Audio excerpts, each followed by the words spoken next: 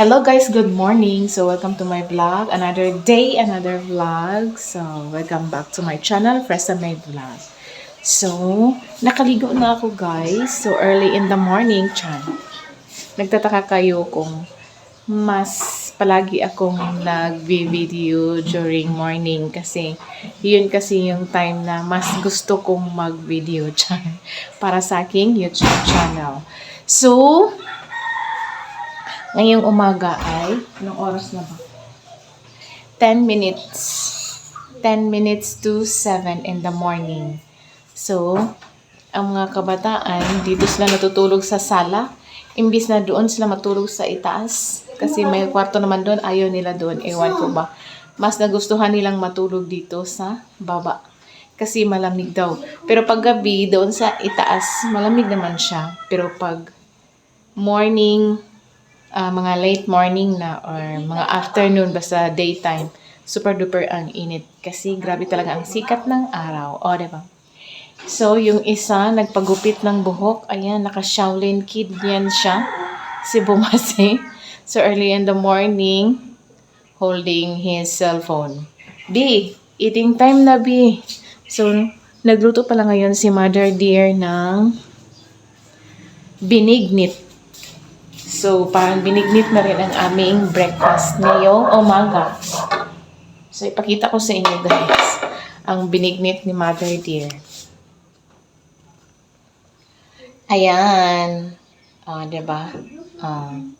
So, binignit yan. Ang recados is simple lang. Saging hinog na saba, kamote, sago, yung hindi makulay na sago.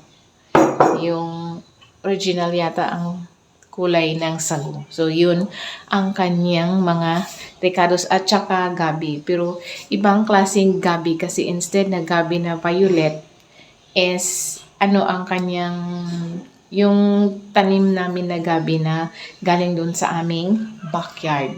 So, ayan. So, yun, ngayong umaga ay maglilinis na naman ako dito sa baba ng bahay. At saka, tingnan ko ang kusina kung ano nang nangyayari doon. Kagabi kasi, kasi ako kagabi naglaba. So, hindi ko pa siya naisampay doon talaga sa aming sampayan doon sa labas. So, doon ko muna sinampay kagabi sa aming terrace. So, ang ingay-ingay ng aking pamangkin. So, ayan. So, hindi na kami nagluto ng rice. Ayan. Kasi, marami pa kasing naiwan na rice kagabi. Kasi dito kasi naghapunan ang aking dalawa kong kapatid at ang kanilang mga pamilya.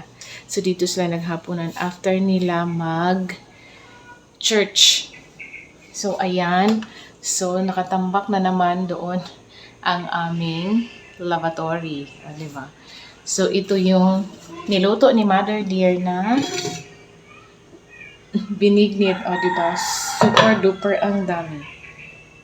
Ganun talaga kami dito magluluto, guys. Pang maramihan, isang barangay talaga na pagluluto. Diba?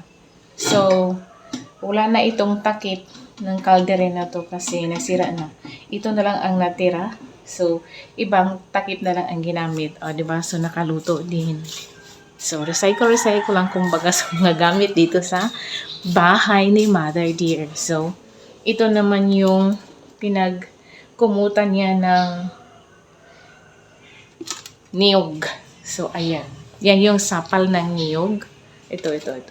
Yan, sapal yan ng niyog. So, ipapakain namin yan sa aso. Kasi yung aso namin dito, kumakain talaga sila ng sapal ng niyog.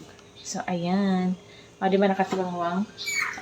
Abutin na lang meron pang water. So, mamaya maghuhugas ako.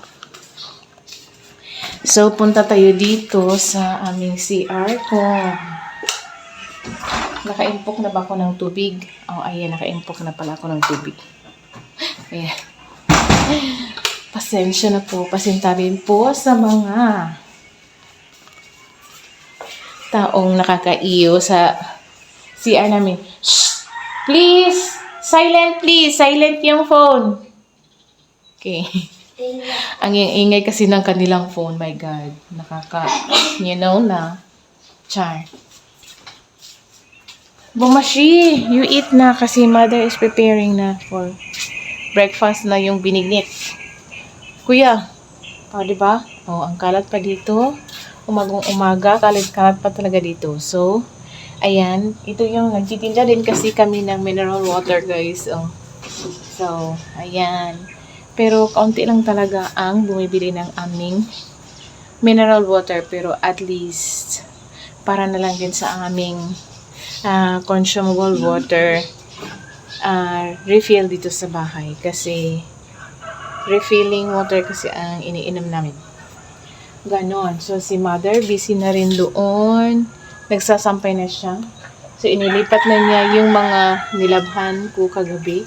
Dito ko kasi sinampay. So, si mother na lang ang naglabas ng mga aking nilabhan. So, ayan.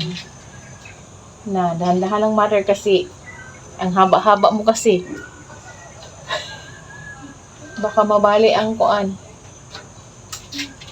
Unti-unti lang, mother. Hala, nagalit na siya. Naka malagi na das pamis, ama niya. Ay, ikaw may nagbiya dito. Dito man nagmutang sa imong bulakan.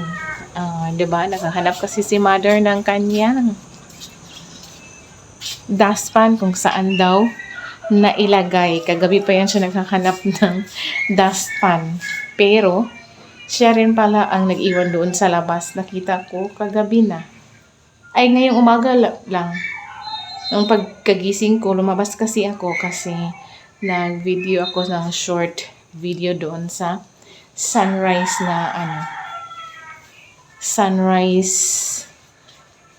doon sa harap ng aming bahay. Doon. Banda doon. Yan.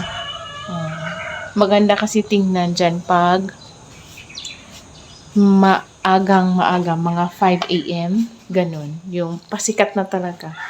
Fully sunrise na talaga ang sumisikat.